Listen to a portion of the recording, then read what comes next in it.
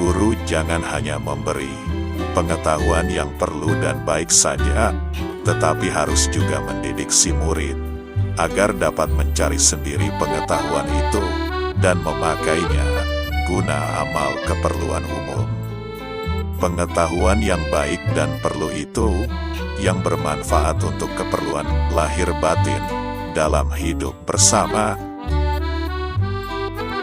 Taman siswa menurunkan mutu pengajaran dan membawa kita kembali 10 tahun ke belakang. Memang kita harus kembali beberapa puluh tahun. Kita amat mengingini untuk menemukan titik tolak agar kita dapat berorientasi kembali. Kita telah salah jalan. Dalam berbicara, seseorang harus tetap berpikiran jernih hingga dapat mencetuskan ide-ide unggul dan berakhir dengan kemenangan.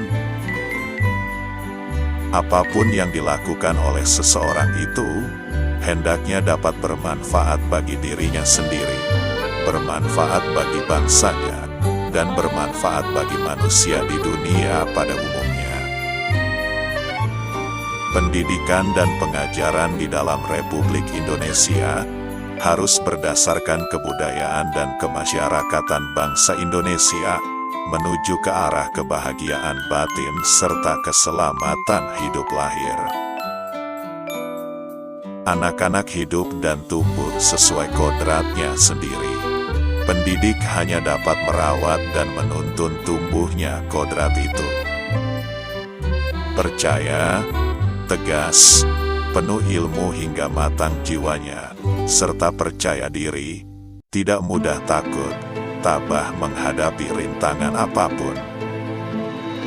Di dalam hidupnya, anak-anak adalah 3 tempat pergaulan yang menjadi pusat pendidikan yang amat penting baginya, yaitu alam keluarga, alam perguruan, dan alam pergerakan pemuda. Setiap orang menjadi guru, setiap rumah menjadi sekolah, mempunyai ketetapan tidak tergoyahkan, berisi dengan berilmu pengetahuan, hingga yakin dengan seyakin-yakinnya bahwa apa yang dilakukannya adalah benar dan baik. Di mana ada kemerdekaan, di situ harus ada disiplin yang kuat.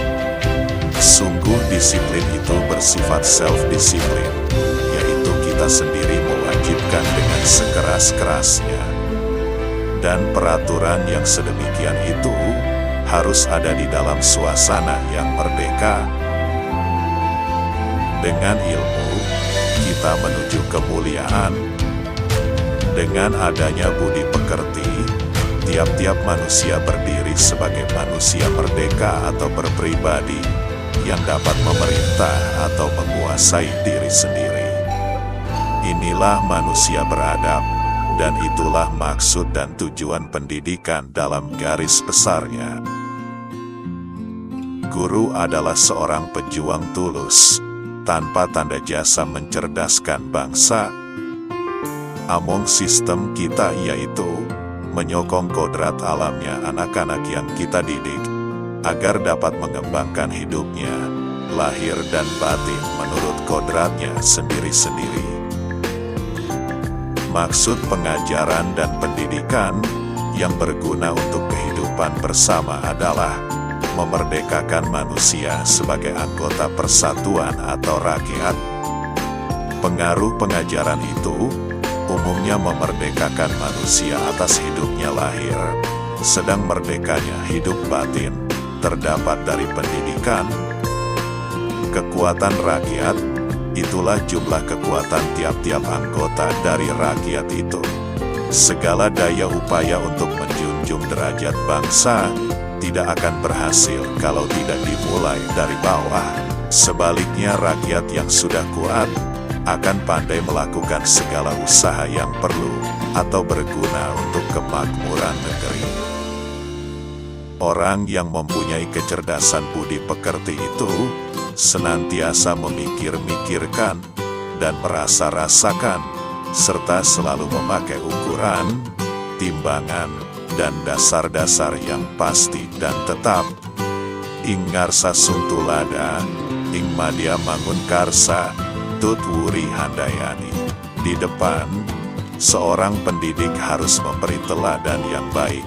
Di tengah atau di antara murid, guru harus menciptakan prakarsa dan ide. Dari belakang, seorang guru harus memberikan dorongan dan arahan. Janganlah orang mengira bahwa dasar kekeluargaan itu mengizinkan kita melanggar peraturan. Kekeluargaan kita adalah sikap kita pada yang takluk kepada organisasi kita.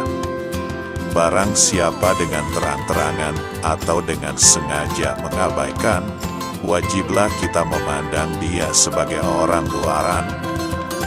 Hormatilah dalam pada itu segala adat istiadat yang kuat dan sehat yang terdapat di daerah-daerah dan yang tidak mengganggu atau menghambat persatuan negara dan bangsa Indonesia.